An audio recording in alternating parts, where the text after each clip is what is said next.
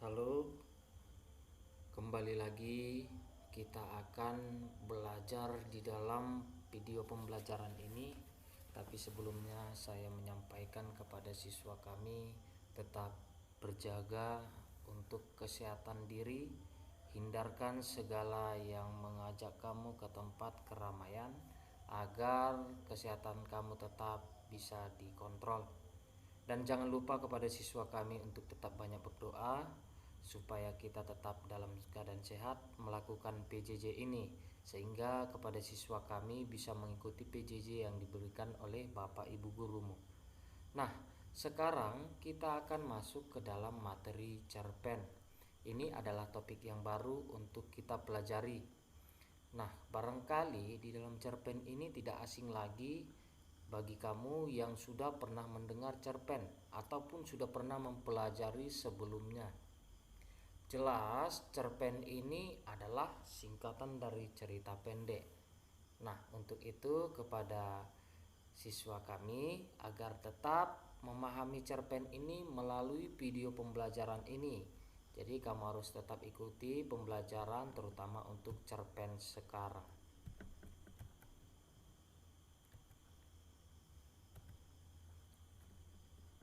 Apa itu cerpen? Nah, mari kembali kita mengulas untuk mengingat sebenarnya seperti apa yang dimaksud dengan cerpen ini. Ini yang akan kita ulas kembali bagi kamu yang sudah mempelajari cerpen. Sekarang kita akan coba kembali perdalam lagi cerpen itu seperti apa untuk kamu pahami lebih jelas.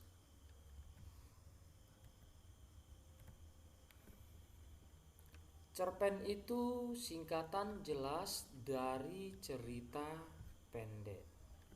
Cerita pendek ini adalah termasuk ke dalam salah satu jenis karya sastra yang berbentuk prosa fiksi. Nah, adik-adik sekalian, cerpen ini adalah bagian yang berbentuk dari prosa fiksi. Jadi prosa fiksi ini akan memiliki perbedaan dengan novel.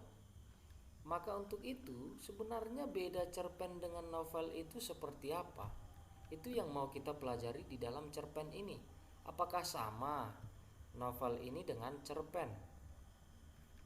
Sama-sama memang cerita yang di dalamnya ada suatu peristiwa, tetapi kita kembali lagi dasarnya kalau cerpen ini berbentuk prosa fiksi. Namun kita akan bandingkan ke dalam sebuah novel. Novel ini adalah yang cenderung lebih panjang dibandingkan dengan cerpen. Maka untuk itu, kalau cerpen ini adalah cerita pendek, yang boleh kita tafsirkan adalah cerita singkat yang isinya akan lebih padat dan biasanya memiliki sedikit tokoh atau tidak banyak tokoh di dalamnya. Meskipun bersifat fiktif di dalam cerpen atau fiksi, jarang persoalan yang diangkat dalam sebuah cerpen itu nanti kamu lihat ada yang bersifat hayalan. Dan juga tak jarang kamu temukan persoalan yang diangkat dalam cerpen bersumber dari kenyataan atau fakta dalam hidup sehari-hari. Namun demikian juga, kenyataan fakta tersebut akan bisa diolah untuk menjadi suatu cerpen yang lebih baik melalui imajinatif oleh si pengarang. Sehingga nanti kamu yang membacakan karya fiksi ini, si cerpen itu akan kamu bisa baca dengan gembira ataupun tidak membosankan. Jika kamu mengalami kebosanan untuk dalam membaca, itu yang akan menyebabkan kamu tidak timbul minat baca untuk membaca karya fiksi tadi. Nah, untuk kita kenal sebenarnya cerpen itu seperti apa bentuknya secara fisik, kita akan lihat di dalam ciri-ciri cerpen. Yang pertama, biasanya akan berisikan kurang lebih dari 3 sampai 10 halaman. Nah, yang paling kamu ingat, ini tidak akan melebihi dari 10.000 kata. Jadi cerpen itu maksimal dia berisikan 10.000 kata, atau di bawah 10.000 kata itulah yang akan menjadi ciri khas dari cerpen ini.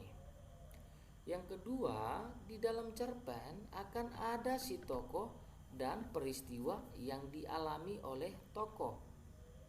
Untuk itu, kamu akan buat, jika kamu menuliskan sebuah cerpen, akan menentukan tokoh dan sebuah peristiwa yang akan tertuang di dalam cerpen tersebut.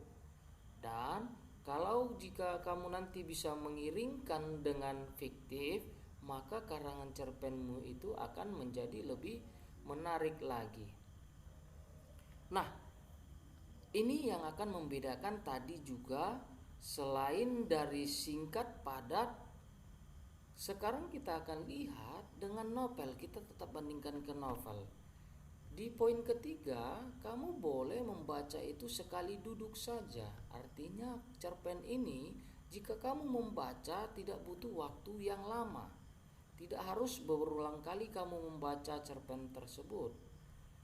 Tetapi beda dengan novel. Kalau novel, kamu bisa membaca berulang kali di dalam waktu yang berbeda, tidak sekali duduk lagi. Boleh 10 kali duduk atau 3 kali duduk dan seterusnya. Yang keempat, terdapat satu insiden yang menguasai jalan cerita. Yang kelima, terdapat konflik tetapi tidak sampai menimbulkan perubahan nasib pelakunya. Artinya cerita tadi yang sudah dipersingkat dari, misal kamu angkat cerita tersebut dari novel, kamu buat menjadi suatu cerita pendek, maka tidak akan menimbulkan secara gamblang lagi untuk perubahan nasib pelakunya. Yang keenam, hanya terdapat satu alur cerita. Yang ketujuh, perwatakan dan penokohan yang dilukiskan secara singkat, tidak lagi bertele-tele atau panjang seperti novel. Dan yang terakhir, sebagai ciri-ciri dari cerpen ini secara fisik, biasanya akan bersifat naratif yang biasanya menceritakan. Ini adalah bentuk dari cerpen secara fisik, kita lihat sebagai ciri.